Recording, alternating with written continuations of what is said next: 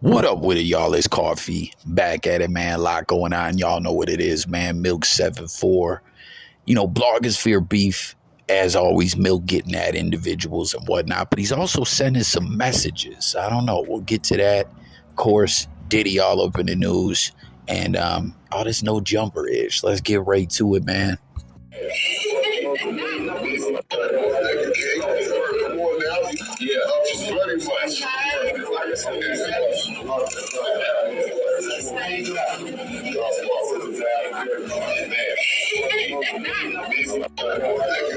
All right, like I said, Diddy all in the news. We all seen everything going on. It's a Diddy overload.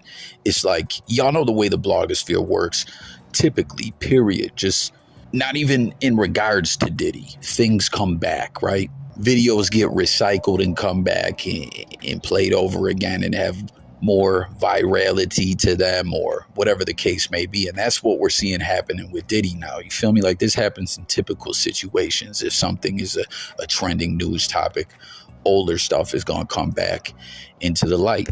But with Diddy, it's just on another level. Old tweets, old texts, old videos, just everything, old lyrics, everything is being put back into the limelight for context and all that. You feel me? And I'm not sure exactly when this video is from, but you see it's an old video with Coi Leray, Busta Bus, Diddy and Godfather. And you see the way it's captioned, like Busta was telling Diddy, yo, Coi's off limits, that's Zeno's daughter, and that's got to be crazy for Benzino. Like y'all saw the way he broke down into tears recently on Drink Champs, with the Eminem beef being brought back. That was one of the most outlandish things to see, Eminem and Benzino's beef being brought back to life in 2024. I just couldn't believe it. I was like, what? You feel me? But as far as for Zeno being a father, being a parent, is no easy job, but it's a job everyone signed up for, you feel me? And obviously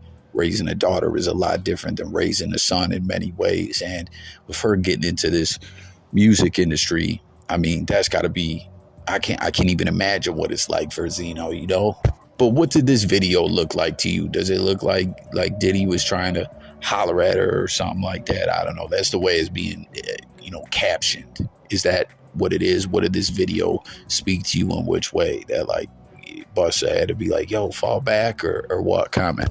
But we're going to continue to see this, all old Diddy videos and things like that coming back for another virality session and all that.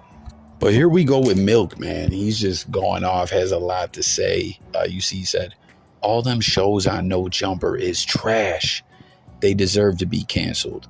The bottom line, he puts the dead emoji, the CEO podcast, Sharp Tank, most Gilligan podcasts in the world. All I had to do was sit back and chill. So with all this news, comment everyone your thoughts about No Jumper. I guess Adam's like rebooting the platform, and he wants to switch up the way he's doing content. He canceled all the ongoing shows or whatever the case may be, or a few of them are still gonna be jumping off. I don't know exactly the way it's all going down, but it's odd with Milk putting that up. Like, is Milk sending some kind of message? All I had to do is sit back and chill, because we know Milk stopped beefing with No Jumper, went on there, and there was something during the whole discussion where it sounded like him and Adam were talking about doing more content together in the future. Is that what this is? Is he going to be a part of the relaunch of No Jumper, or is he just talking ish about all these different podcasts? Like it still was crazy to me that Milk ever went back on No Jumper. I couldn't believe it. It confused a lot of his fans. I don't know what to make of this, But then I saw some ish after that where it kind of felt like he was dissing No Jumper again, but I wasn't positive. Y'all let me know what you think. But then he says, back on Fig, struggling for content. Them numbers ain't looking too good. And then he also takes a shot at community clips. He's calling them Custer community numbers ain't looking good at all. And then he says, I took a 34-day vacay, but I got to get back to YouTube because it's been dry for 34 days. So what do y'all think? Is he sending some kind of message that him and Adam22 got something cooking or what? I never quite understood it. That was like a mystery to me with Milk.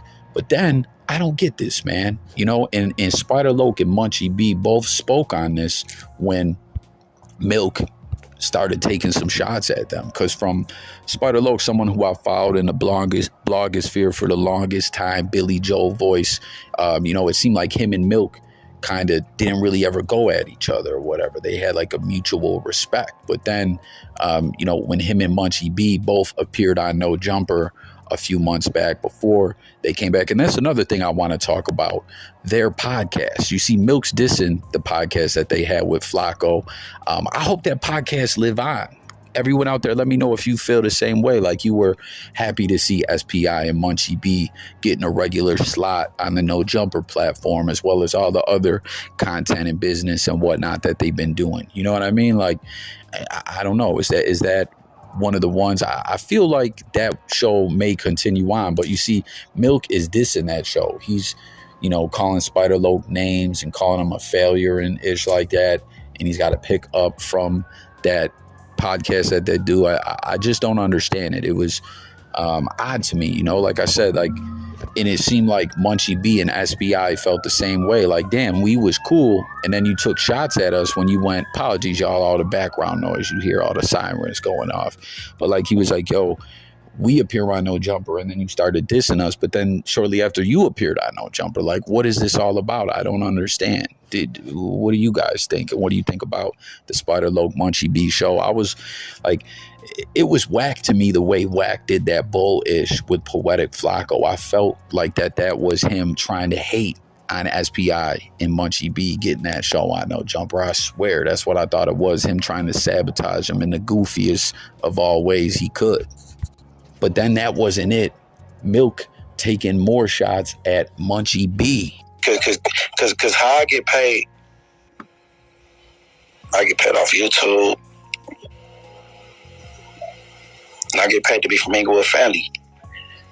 And then I get paid to be from ISV. Oh yeah? I ain't paid you family. I look on to Prolocity and log into work. I'm gonna be like, boom. Alright, bro, but how do you get paid to be from the hood? Right now I could clock in and be like, I went to the West Boulevards and the homies that I took to West Boulevards, I had to settle a dispute and boom. I'm gonna clock in and do that. Huh? What are we talking about, bro? And I go to the Prolocity app when I log in. When I log in to work, whatever, nigga, on IFG. So I go, I could say like, or whatever outreach or this little shit. I could be like, it's a funeral in my hood. The West Boulevard's having a funeral in my hood, so I'm just, you know what I'm saying, making sure everything go cool. Like, I got different categories to click. But see, you got niggas like Winnie 100 be like, and they got a BlackBerry and calling the police. No, nigga, it's an app, nigga. Like, I could clock into work right now and share my screen, nigga, and then you can see how I go. Like. All right, so that audio, I think that was Rockstar talking to Munchie B, and you see Milk is like calling him a snitch and saying right here, gang members getting hired by a non-affiliated gang expert to talk about gang politics on YouTube is crazy work. So that sounds like it could be aimed at their show on No Jumper as well. I don't know.